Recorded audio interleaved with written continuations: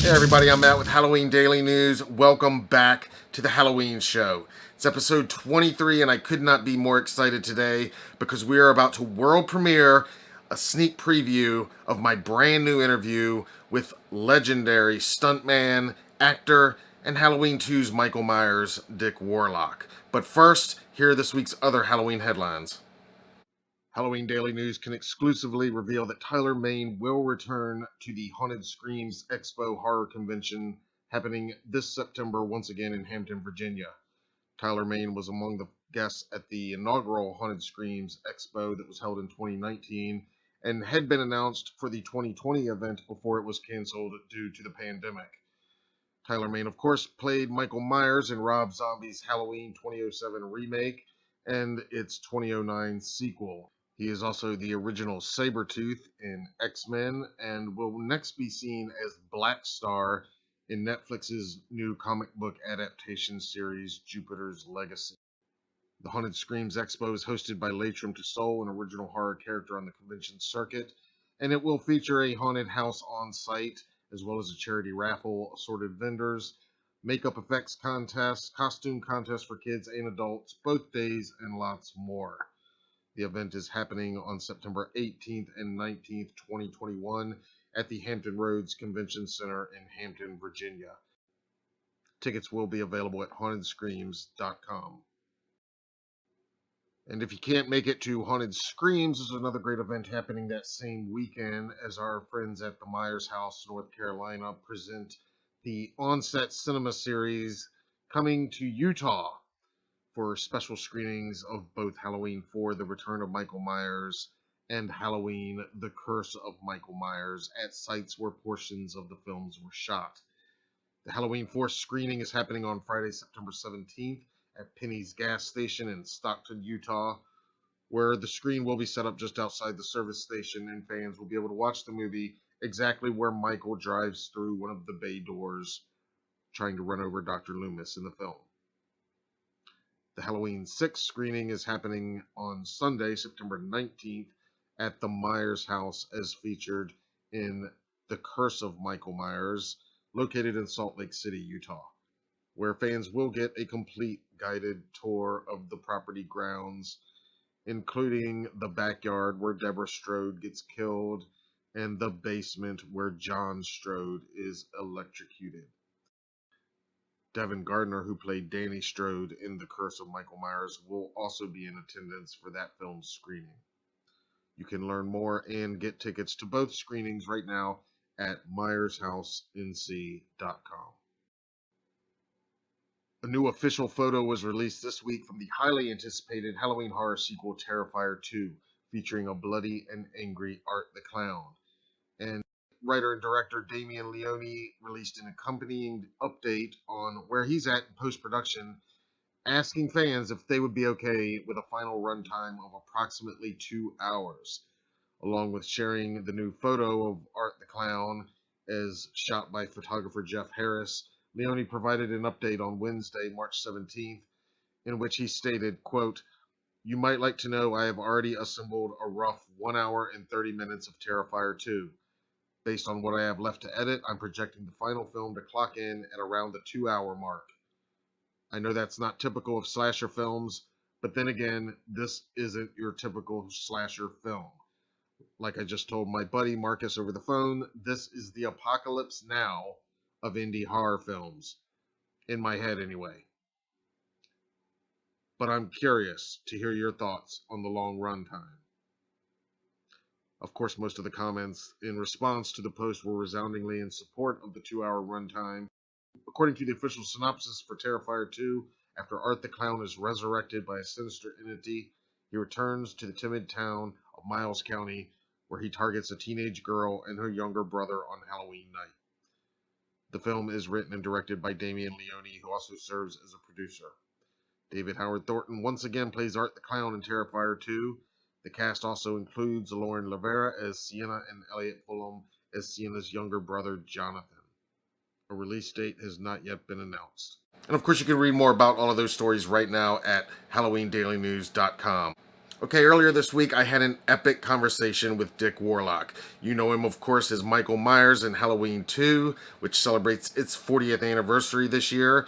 He also played the assassin and was stunt coordinator on Halloween 3, Season of the Witch, and so much more. The man has had an unbelievable career, and we hit on many of the highlights from throughout that career in our extended interview. Part 1 is going to premiere this coming Wednesday right here on the Halloween Daily News YouTube channel. But right now I want to give you guys a sneak peek. So here is the world premiere first look preview of my exclusive new interview with Dick Warlock. Halloween 2. As stunt coordinator, I've wondered how much of the kills was already scripted as opposed to how much were you involved in kind of directing how they were going to be done. Like, did they have in the script a syringe in the eyeball and the face boiled off and all that? It was all on paper. Okay. Yeah. So that was all someday predetermined. I'm gonna put my script on eBay or something, Yeah. Got all kinds of scribbles in it and stuff. So that was all yeah, it was all, and we talked a little about it, and he said, this is what we're going to do. And so I just kind of fell into it and did it the way I wanted to do it. I mean, I didn't change anything really. Yeah. Dr. Mixter was sitting with his back to her. She turns him around. When she turns him around, she backs into the light, which exposes me. So it was simple. It was really, we didn't do like Jason does. Jason tears things up and, he rips people apart. And there wasn't any of that stuff. There was very little violence, really. It was very subdued, the whole thing, I thought. When I see it now, I say, well, it's like an old TV show. There's really not much to it. Very much so. You're right. Yeah. A lot left to the imagination, especially compared to the way the films are nowadays. Yes, exactly. What was the hardest part of that film? Was it the Firewalk at the end? No. Making sure that I didn't run over Jack LaBoyce, who was Bennett Tremor. Okay.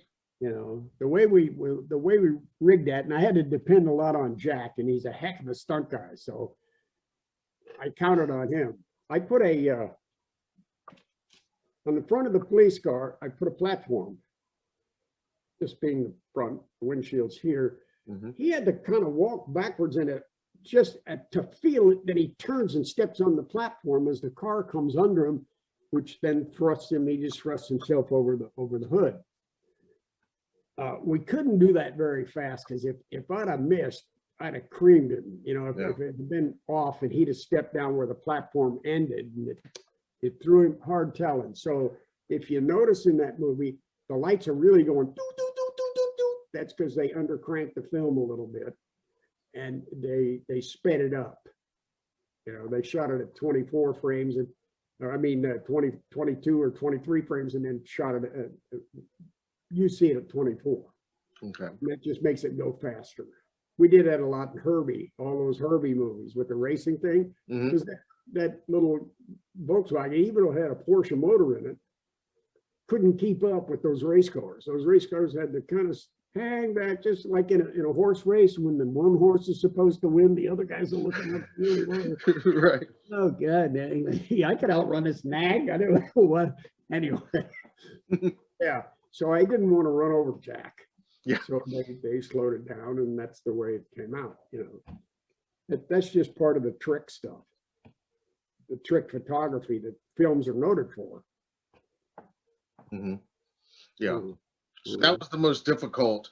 Can you tell me a little bit about that Firewalk? That's one of the most memorable scenes. I got my arms singed here. Nothing serious.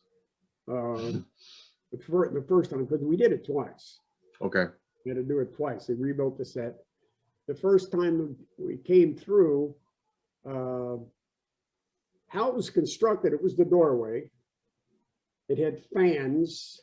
When I say fans, they're about that thick, and they're two pieces of metal put together to form, when they fire, they have the propane attached to them.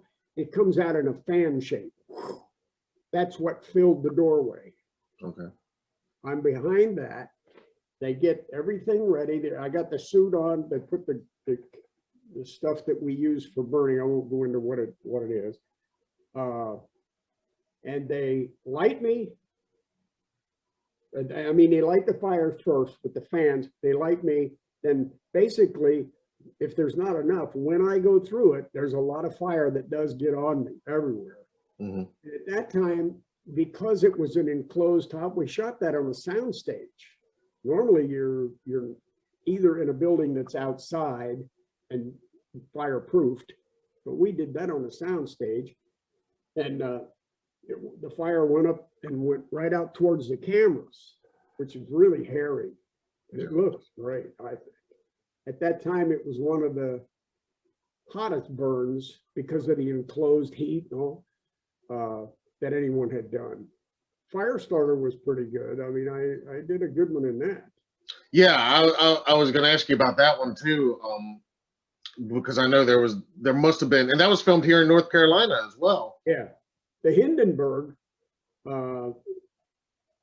We came out of the nose cone like the guys that were escaping in the real Hindenburg thing. Mm-hmm. We were duplicating that, but it wasn't a very long burn, and it wasn't very far. We went out and turned over and landed in boxes. Okay. You know, with the tarps over them. Mm-hmm. So, yeah, but I've done a number of those things. By the time you were working on Firestarter, I had the techniques and had it advanced any by then, or was it almost yearly? Now they have a gel that you can put on, and you don't have to have hardly anything. Yeah. You guys still put certain clothing and mm-hmm. liquid stuff, and I'm not like Hal Needham. Hal Needham was one of those guys. You ever heard of him? I don't think so. Hal is well, that's a long story. Anyway, he was famous for hiding the secrets. Don't tell people how stunts and done and all that stuff. The actors, let them get the credit on the Carson show and whatever. And then when he got a chance after he wrote the movie Hooper and explained all those stunts on screen with the airbags and the rams and the this and the that, oh yeah, well, it's okay to do that now because it's me that's doing it. Mm-hmm. See, before that it was hush, hush, don't tell him. Yeah. And now, after that, stunt wannabes started invading Hollywood. Oh, we know there's nothing dangerous about this. You know, that airbag, you can fall 300 feet into an airbag. Come on. So anyway, I don't know. I think there's probably still some danger involved in some of those, some of these films, some of these stunts for sure. Lately, they do everything on cables now. And well, yeah, now. You know, you got a cable the size of a pencil, and they just digitally take the cables out. Yeah. You put Tom Cruise hanging upside down from a building or hanging on the side of an airplane, you know. Yeah. I mean, that can be dangerous. When I did, what is it, Cat from Outer Space? Mm-hmm. The airplane stuff, turning upside down, hanging from the airplane or whatever. 3 months later, the pilot, who was a famous pilot, Frank Tolman, Mance got killed on the plane when it got stuck in the desert. They tore a plane apart and got one motor and something, flew it. And Phoenix, Flight of the Phoenix is the name of the movie. Oh yeah, okay. His partner Paul Mance got killed doing that. He got the plane off all right, but then it crashed and it killed him. Well, Frank, who was really the pilot of the Stearman that I was hanging, getting the kitty and the hanging, you know. I don't know whether you ever saw that movie or not. I did. No. There I was doubling Ken Berry. Okay. You know, he died. He had a heart attack and flew a plane into a mountain.